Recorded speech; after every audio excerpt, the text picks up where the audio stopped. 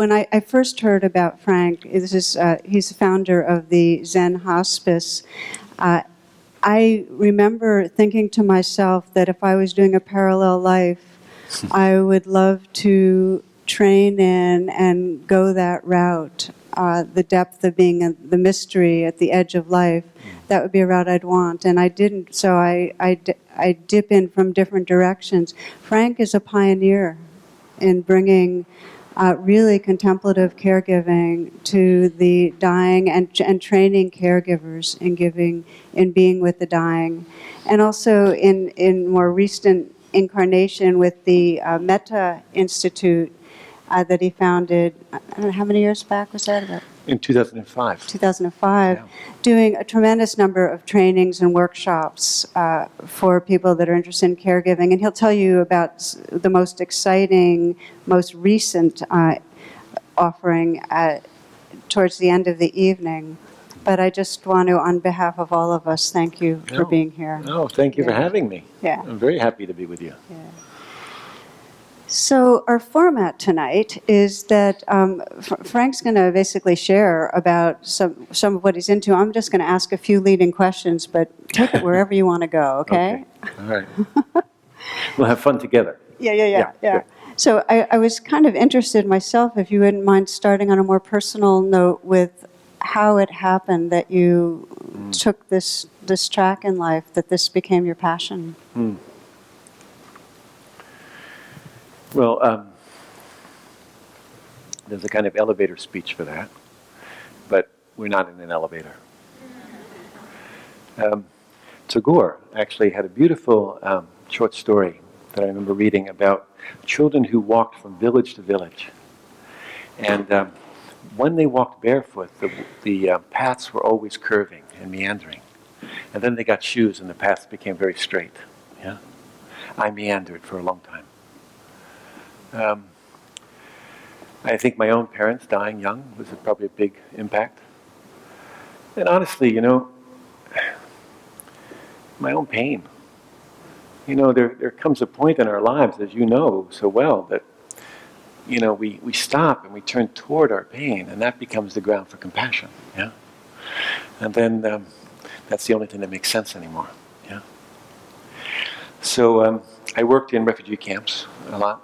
And then in San Francisco, it was ground zero for the AIDS epidemic. And none of us really knew what we were doing. We were making it up as we went along, really. But it was an honest time. The eyes of a dying patient, they're the clearest mirrors I've ever looked into. And in their gaze, there's no place to hide.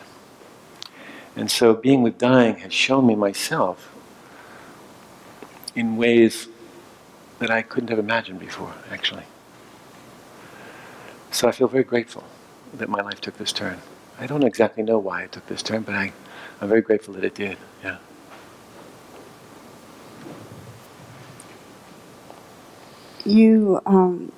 I've been reading just recently some of the things that you put out, and one of the things that most seemed to kind of wrap around the teachings of how you talk about being with the dying, the precepts you give felt like a really beautiful, that could be like 10 Dharma talks, I know. Yeah. But if there's any way just to kind of bring us all in on that, maybe? Well, first of all, when I started Zen Hospice, it started with a very simple idea.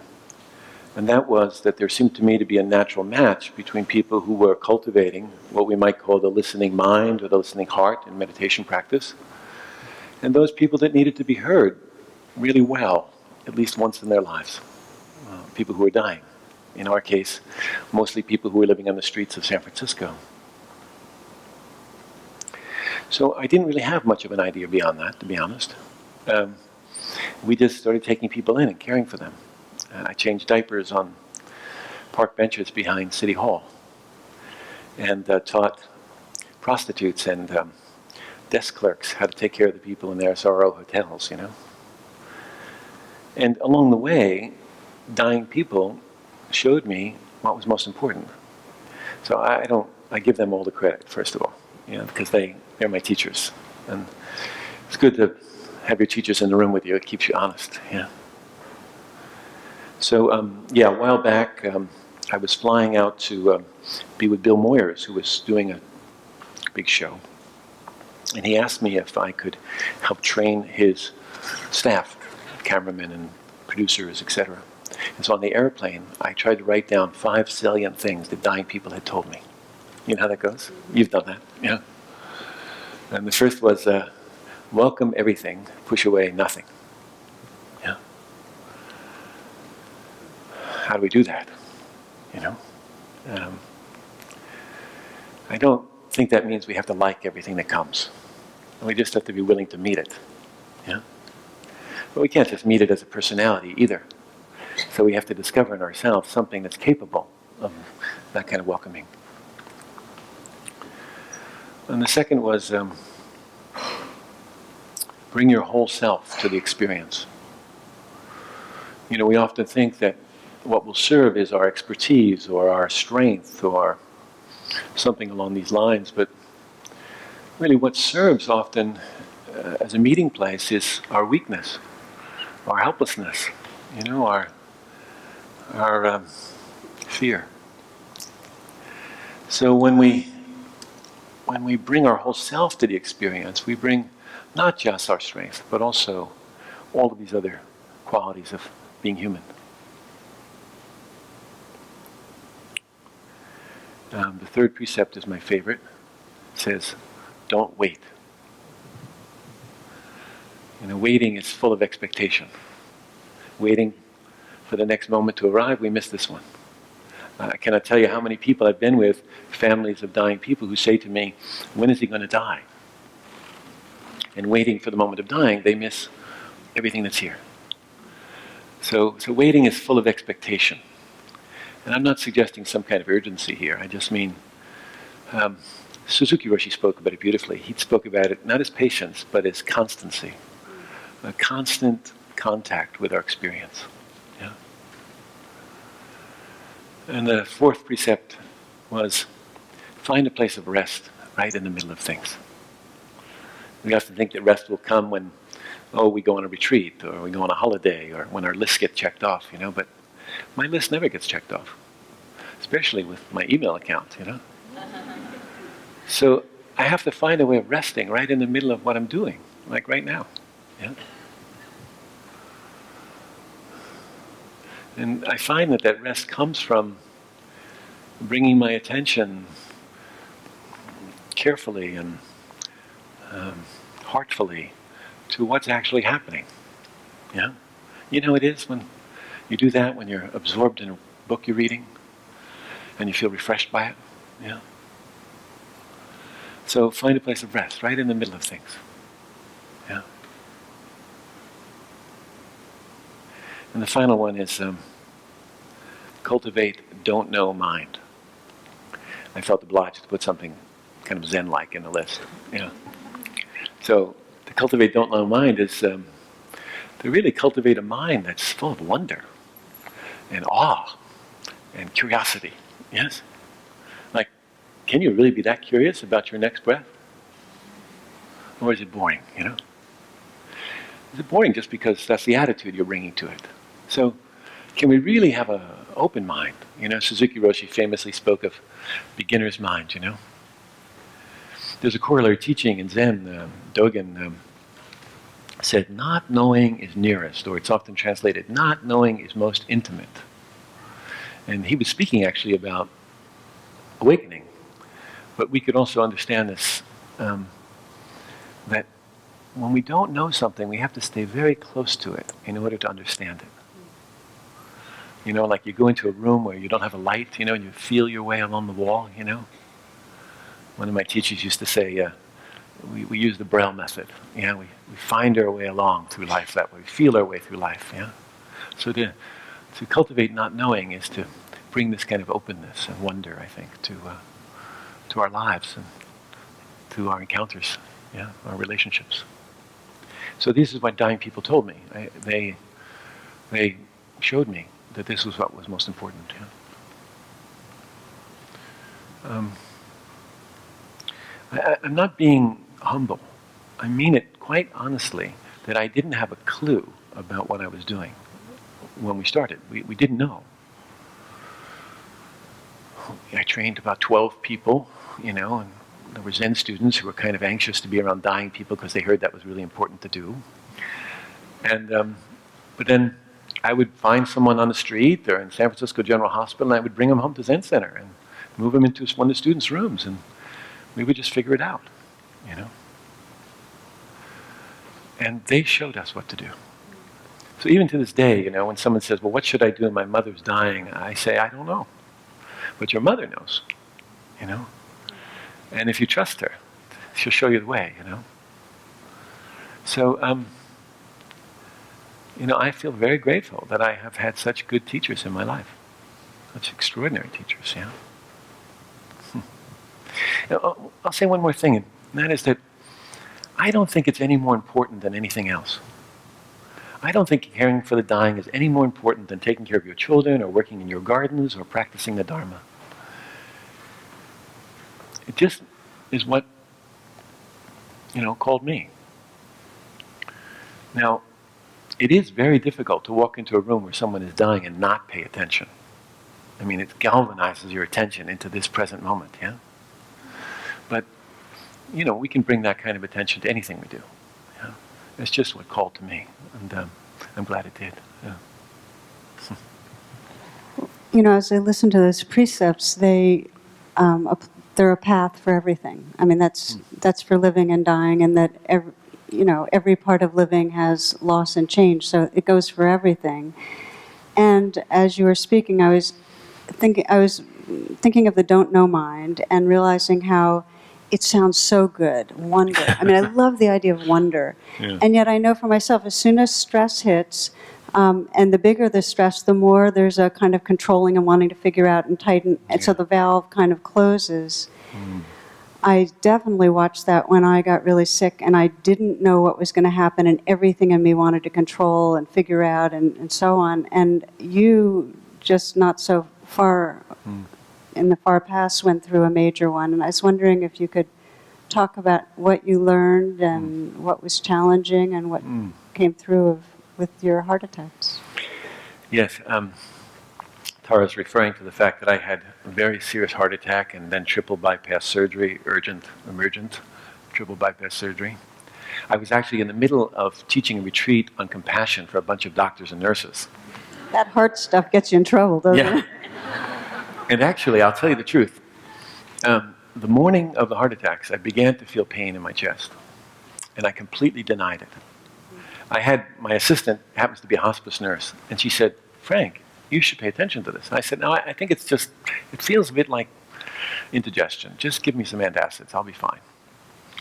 And then I was sitting in practice, as we were just doing, and I could feel this wave of pain coming through me, and I thought, sensation. Twice. The third time I was walking down the road to this room where we were going to I was having a video conference with Ram Dass, actually. And again, this pain came. And I was like Peter and Christ, denying Christ 3 times,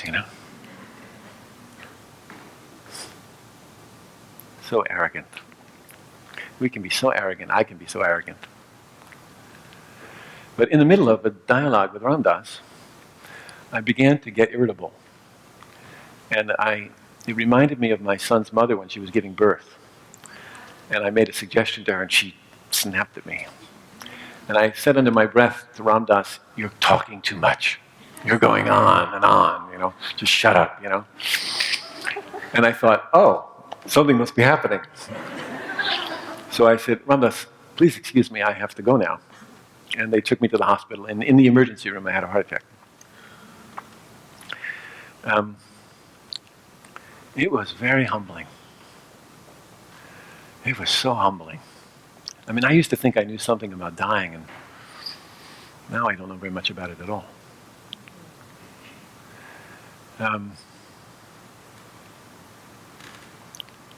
I was very lucky.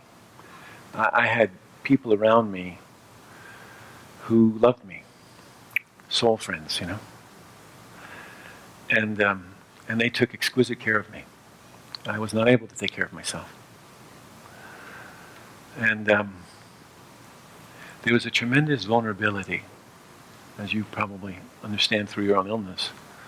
And at first, this vulnerability, for me at least, was experienced as dependency and helplessness and absence of control.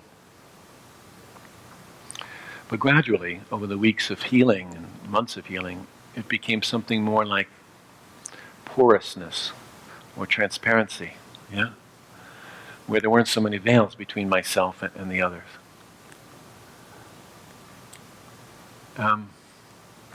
I was very fortunate to be well loved. I had people around me, and I had very kind people all over the country who were putting my names on altars and doing practice for me, and this was stunning.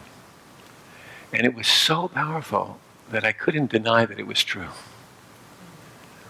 But it wasn't the most extraordinary thing. The most extraordinary thing was discovering the love of my own being for me. It was, of course, a love I was familiar with, but I became much more intimate with it.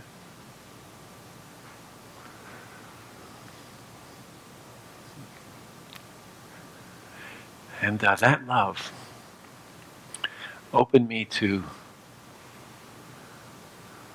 a certain kind of trust. Not a trust in others' behavior, although I had trustworthy people around me. It was really a kind of trusting in the unfolding of things, yeah? All the things that we imagine we're in charge of, yeah? And that trust became an abiding trust. And even though I had practiced for 30 years, I'd never known trust quite like that.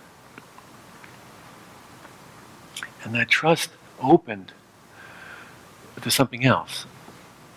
And it was a deep rest. A real, true rest.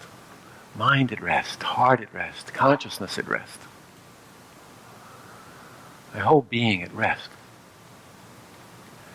And a certain kind of seeking, even a very subtle seeking, just stopped.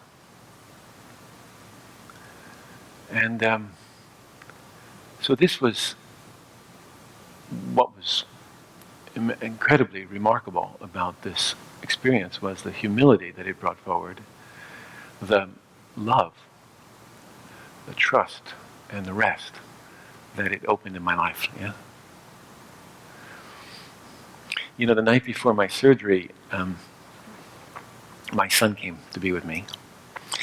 I love him beyond words. And cheering me up, he decided to get a film that he thought would be a good idea for us to watch a video. So he got the bucket list, you know? Which we watched for about 15 minutes and then put it away. And we fell into a very beautiful conversation together. And as I said, I really love him. And in the middle of this very heartfelt conversation, he turned to me and he said, "Dad, are you going to live through this?" And, you know, a lot of your parents in the room, I'm sure, and, you know, of course we want to reassure our children. And so I started to do that. And I started to say, "Oh, don't worry, it'll be fine." But out of my mouth, I heard myself say, "I'm not taking sides." And it was so surprising to me, actually, but also absolutely truthful. I wasn't trying to be a good Buddhist, you know. It wasn't this, you know, great thing to say. But it was absolutely truthful.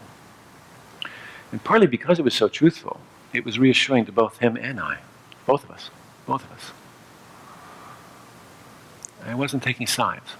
And I really give all the credit for that to my teachers, to the people who have allowed me the great honor of being with them in their most vulnerable moments. Yeah.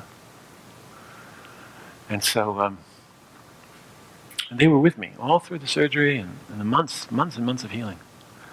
I'd have dreams every night, you know.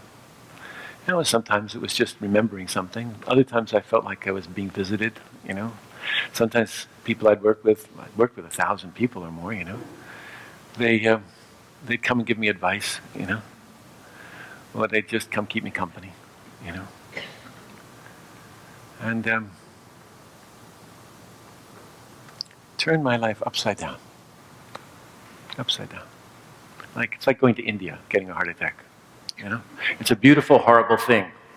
It's a beautiful, horrible thing, going to India or having a heart attack, yeah. I'll tell you a funny story. Jack, where I was teaching this retreat was at a Catholic retreat center. All us Buddhists go to Catholic retreat centers for retreats. And it's called the Santa Sabina Center, you know it.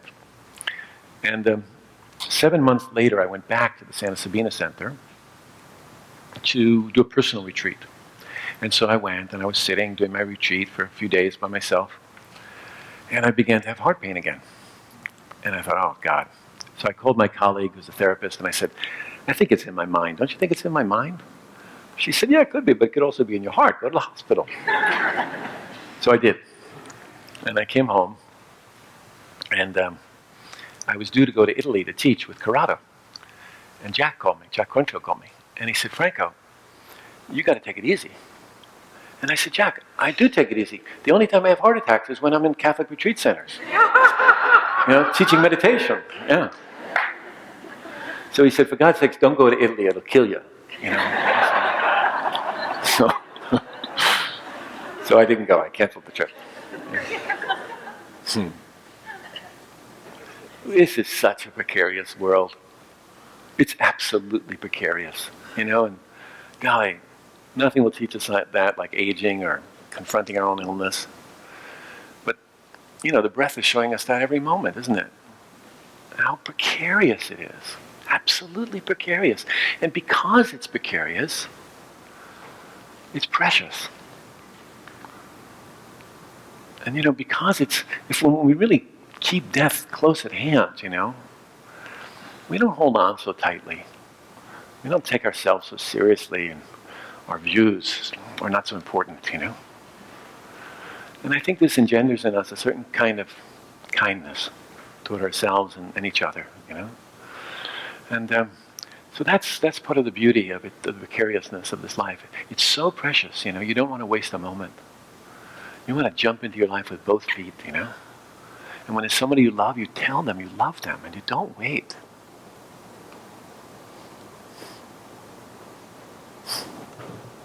You talk for a while. Well, I love what you're saying about love, that the heart attack, I mean, I use the words true refuge. You found true refuge in love. And I get that the spiritual path is the don't wait, and don't wait for a heart attack to discover the possibility of truly loving this life right here and letting in love. And I think my inquiry, and I think it's for all of us, is that sometimes the place where we hit a wall is really sensing that we can let in love. And I think for many of us, when we get sick or when we need to be taken care of, it's very hard to feel like people really do care. And there's some very old kind of armoring that makes it hard to trust. So you came out the other side with more trust, this kind of resting, the peace, and the feeling of holding yourself. And I'm wondering if you want to speak a little to how in our daily life, when we're not hitting the major wake-ups, we can explore letting it in more, and also knowing that as caretakers, those we're taking care of may have a hard time letting it in, and how to be aware of that. Yeah, beautiful. Oh, I don't know. I can talk for a while, but I'm not sure I have any really good answers. You know, honestly, my heart attacks almost destroyed my relationship with Vanda, my partner. It was really hard because I was so in survival mode that I had no room for anything else. You know, it's a narcissistic vacuum when you're sick. And it's important for us to realize that when we're taking care of other people. I needed to be taken care of in a particular way. And I was fortunate. I chose two people to take care of me. One was my assistant, who's a hospice nurse, who I knew understood this. And the second was a guy who I'd helped counseled through his lymphoma. And I knew he understood what it was like to be sick. And they were my primary caregivers. But in our day-to-day life, we don't have to go very far or look very deeply to find constant change. Get up in the morning, look in the mirror. I used to be blonde.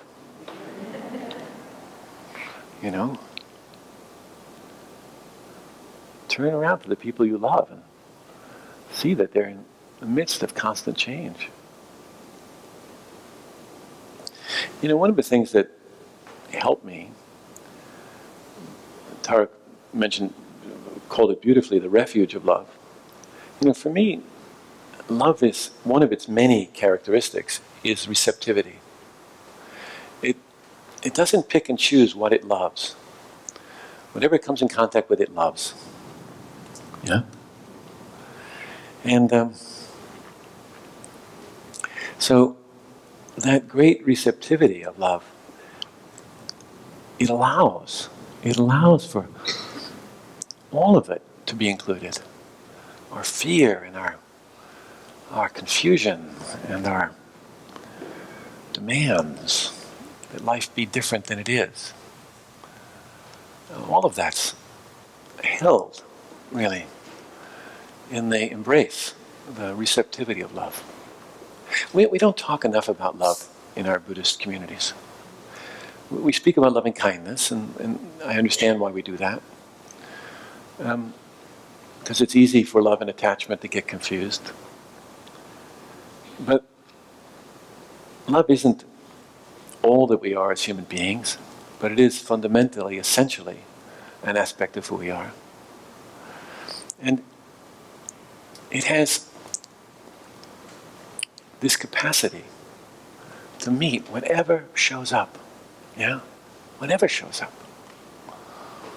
And that's, I think, how I go about it. I basically say, I don't know what's going to show up today, but I rest in love.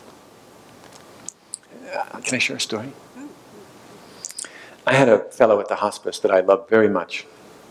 He was like a grandpa to me. I still have his old black cardigan sweater with leather buttons. Yeah? But one day he asked me if I would teach him meditation for his very severe abdominal cancer, for which he had a lot of pain. And he had a morphine pump, And so I said, well, why do you want to learn meditation, He said, I think it's going to help me. I said, okay. So I tried to guide his attention, as we might, to the specificity of his experience, to the sensations. And as he started to do that, he just started to scream in pain. He said, it's too much, I can't do it. And I said, okay, let's try something else. I said, let me just put my hands here on your stomach, how's that? And he said, it hurts so much. And I said, okay, let me pull my hands back a little bit, how's that? It still hurts. I said, okay, how about if I do this, how's that? He said, that's good.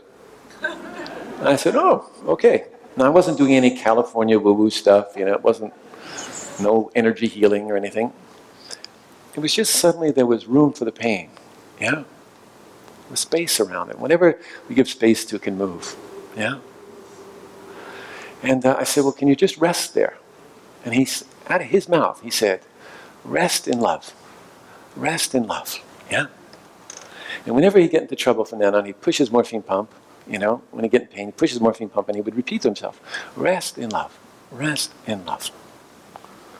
I remember the day he was dying, actually, his wife came and she was very anxious, and he was turned on his side and he just turned to her and he whispered to her and he said, rest in love, So maybe that should just be our primary practice sometimes, Just rest there. You couldn't find a more stable place to rest, yeah?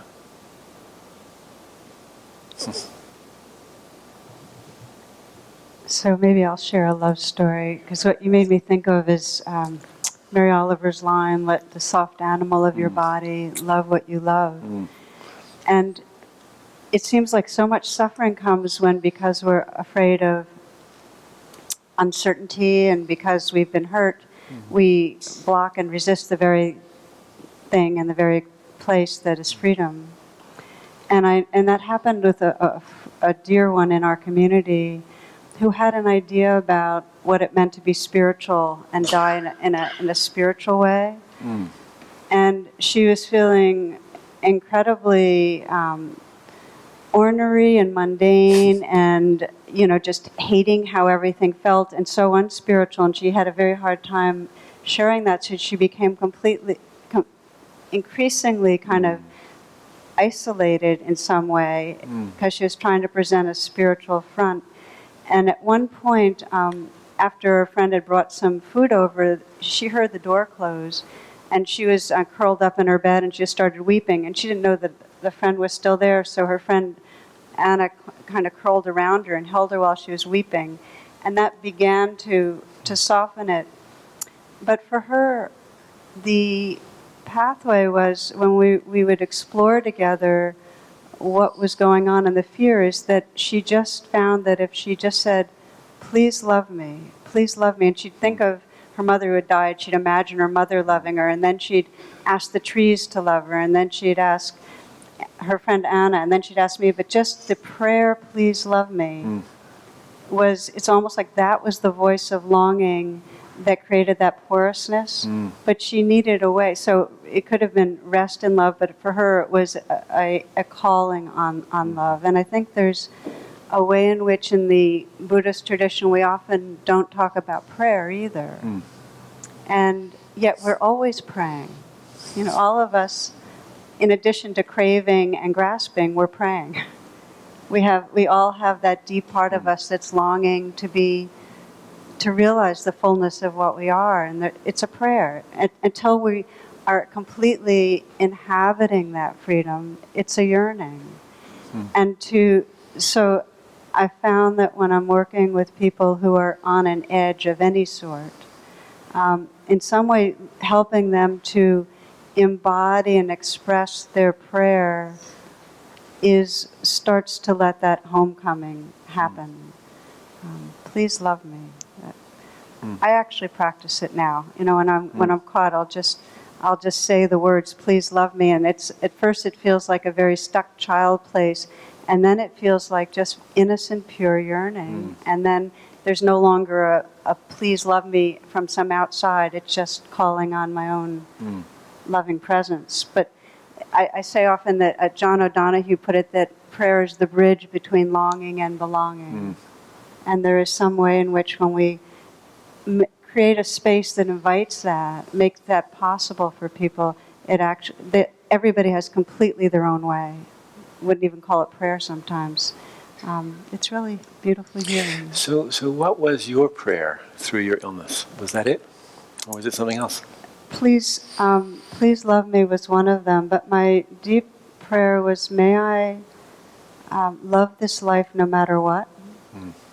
That was that was when I first hit a place where I had no way of knowing whether I'd ever get better, and I have a connective tissue disease, and about 8 years ago my life started falling apart. I started losing mobility in all sorts of ways. And so I went from being very athletic to not being able to run and not being able to swim and not being able to do much of anything, including walking on sand. So I loved the ocean. And so I just remember this time of enormous, just cracking apart, grieving. And that was the prayer. It's just, may I love this life no matter what. Which is still the prayer in a way. Just may I be in love with what is, But at that moment it was, may I embrace this, may I embrace, if this body dies, may I embrace that, may I embrace every living, dying part of this universe. And so it was a prayer for refuge in that way, to realize something large enough that could hold everything. Beautiful. The organization that I lead now is called the Metta Institute. Metta, usually translated as loving kindness or friendliness, benevolence. And I named it that because I couldn't imagine a quality which was more useful at the bedside, both for the person who was the caregiver and the person in the bed, than the quality of love. But when we're training caregivers, I borrow from my friend Joan Halifax, who has a beautiful phrase that caregivers need to learn, I think. And it says, may I offer my love, whether it is accepted, rejected, or met with indifference. Say that again. May I offer my love, whether it is accepted, rejected, or met with indifference. It's beautiful, you know. It's like there's kind of steadiness in that, isn't there? Stability in that, that we can, that no matter what, we can meet it. I mean, I'm not romantic about dying. This is hard work, and it's not easy. There's a labor to dying, and it's hard labor. And, you know, it's not sweetness. Rarely is it sweetness. It's messy. It's really messy. And so it doesn't just call on this quality of embracing love. It calls up compassion. And thank God it does, because, you know, to meet the kind of suffering that we encounter in these situations, you know, it needs a strong ally. That suffering needs a strong ally, and that ally is compassion, you know? You know, I'm aware when we use the words love, kindness, and compassion, that so huge percentage of the time it's mental or abstract, that you have to be very, very embodied to have it be that visceral tenderness and poignancy. And one of the kind of prayers or reflections that helps me, that I've been doing every morning recently, is just to say, teach me about kindness. To not act as if I know, like we don't. What is love? I mean, it's like the only way we can realize it is to start absolutely fresh, like we've never had any notion of it in our whole lives. And this moment, say, what does it mean this moment to love this life right here? So when I do this prayer of just please teach me about kindness, it has that kind of innocence that I really don't know. Yeah. And then fresh in each situation, which leads me to a question I want to ask you about kindness and compassion in a particular situation. Is I know many, many people right now whose parents have Alzheimer's, and it brings up, when you say not messy, not pretty, it's so difficult for them, and I'm wondering if you might speak a little to how to find their way to that kindness and compassion. This is a big challenge for us now, as a culture, as a world. I mean, just this year, Alzheimer's, well, there are about 35 million people in the world with Alzheimer's. There are about 34 million people in the world with HIV and AIDS. Those of us that are 60 years old, 1% of us has Alzheimer's at least. 1% of us will have Alzheimer's at least. By the time we turn 70, 10% of us will. By the time we turn 80, 20% of us will. That number is expected to double in the next decade, and double again after that. Here's the thing that we forget about Alzheimer's, is that it's a disease of the brain. And so, you know, if our spleens weren't working, it wouldn't be nearly as difficult for us. But we tend to identify with our thinking. And we tend to identify others with their thinking. So that when someone is confused, we become confused, often. Yeah? At least that's what I find to be so. We expect people to make sense. Yeah?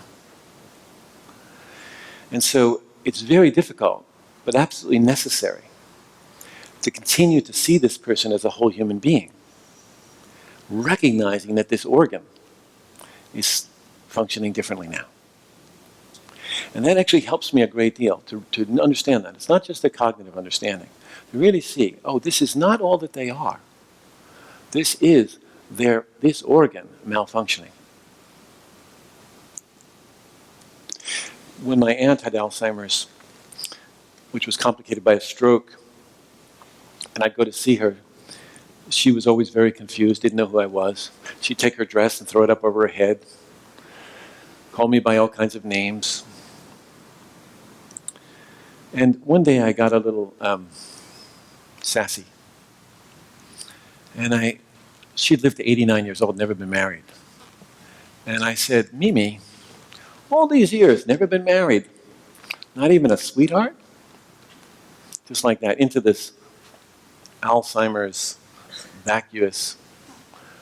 And she sat up in her chair and she folded her arms and she said, some questions are too personal to ask. And it really reminded me that there's always a whole human being there, even if we can't always make contact in the ways that we're accustomed to making contact. So for me, one of the things that is important when we're caregivers of people is, first of all, to recognize our own limitations. I think that's most important, not to think that we can do it all. It's not possible. So you're not anything less if you can't do it all. So to take care of ourselves is essential. Then we have what's needed to take care of others. And then to keep reminding yourself that there's a whole human being here. I think this is essential. The nature of the disease is that it moves through areas of the brain that control different activities. And depending on what area of the brain that's been affected, will have totally different manifestations of the disease.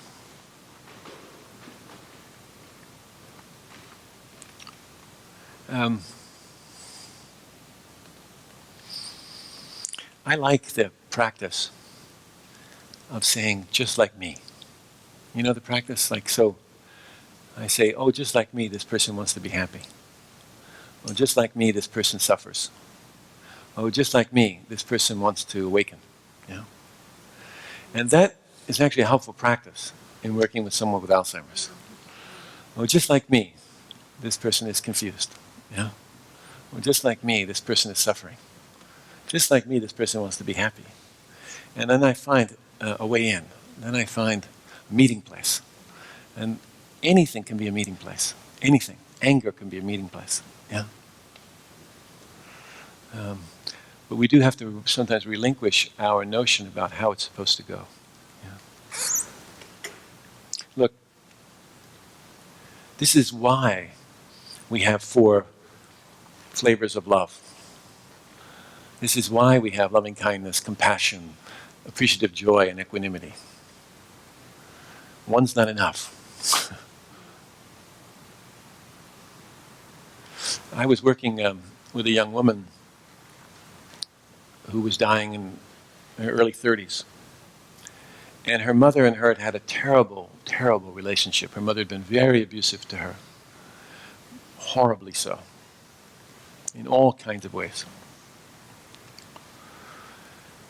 And the young woman had slipped into a kind of somnolent state where she wasn't speaking. Semi-coma. And in that time, her mother came to visit. And her mother pulled up a chair next to the bed and said to her somnolent daughter, I'm so sorry. Please forgive me. And in dozens of different ways, she repeated basically the same thing. I'm so sorry. Please forgive me.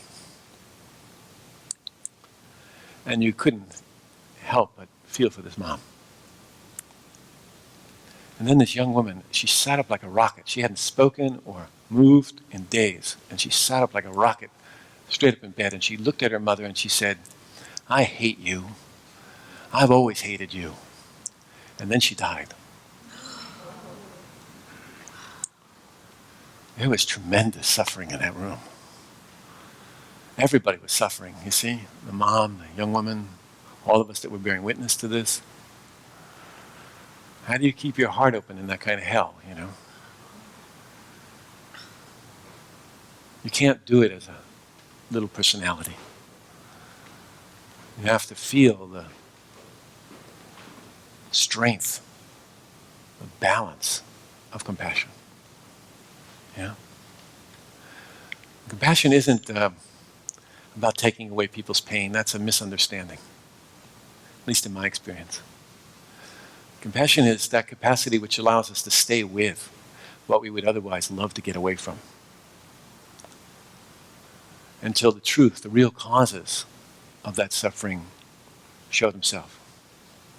That the presence of compassion is such that it allows the defenses to fall down.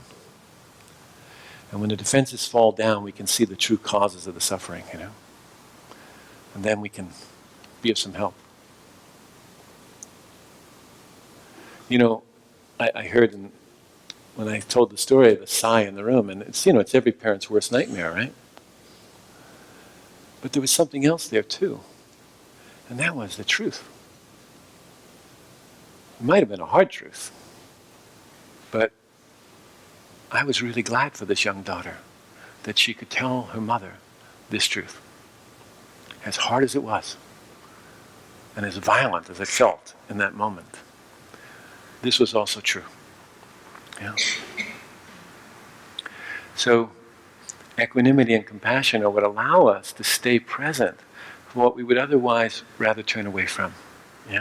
Whether that's in our own life, small little things, or these big challenges that sometimes come into our lives.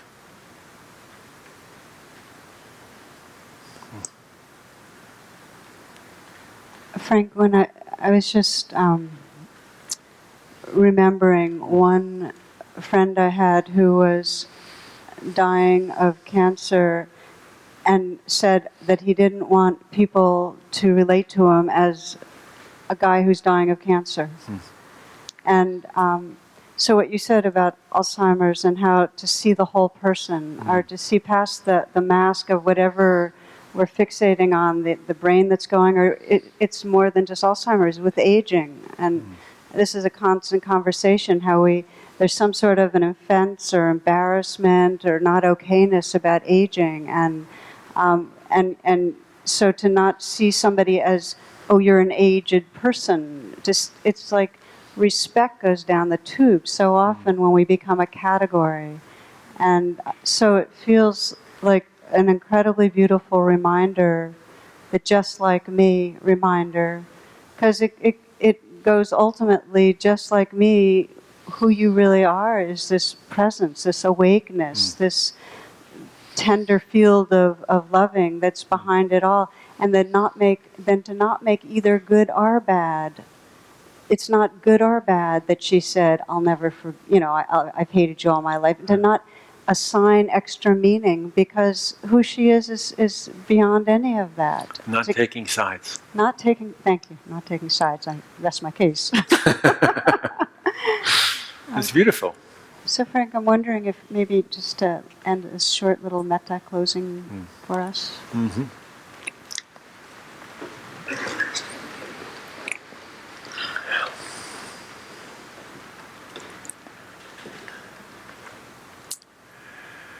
So it seems always most important to begin with ourselves. Often we have the most difficulty offering our love to ourselves, receiving our love for ourselves. So please, for a moment, just take yourself into your own heart and mind.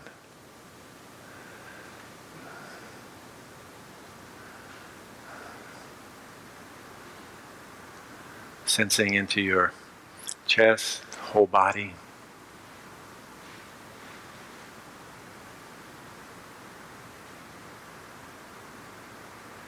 And regarding yourself with self-respect.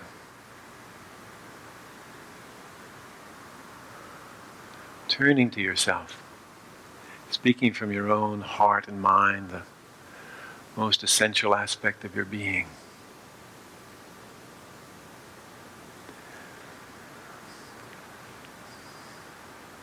Saying phrases that I might offer, or choosing your own. I like to use, may I be safe, free from all danger.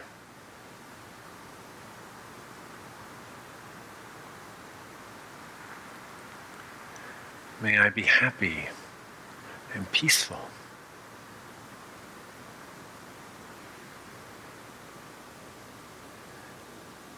May I be filled with loving kindness from head to toe, suffused in loving kindness.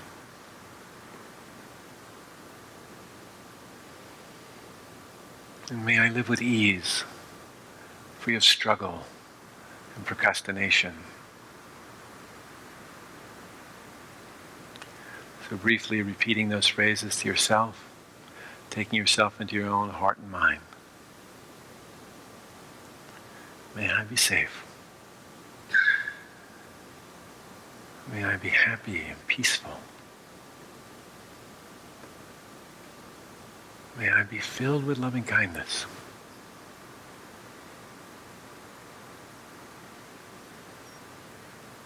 May I live with ease.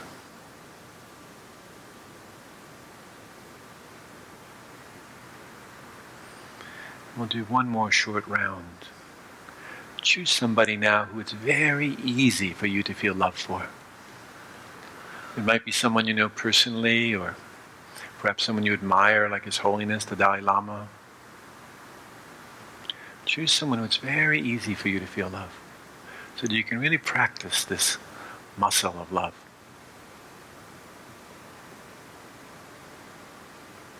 Calling that person into your own heart and mind. Calling them by name. Just as I wish to be safe, may you be safe.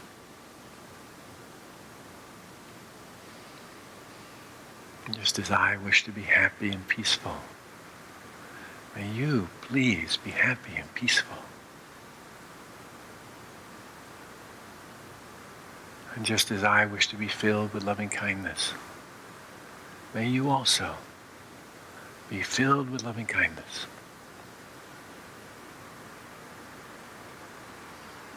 And just as I would love to live with ease, may you also live with ease, free of all struggle.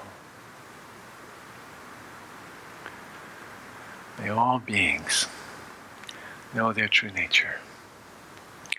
May all beings be free of suffering and the causes of suffering.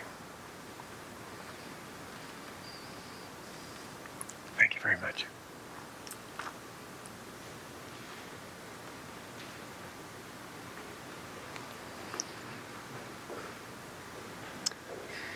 Again, thank you for being with us. Oh, very happy to be Namaste. with you. Blessings. Namaste.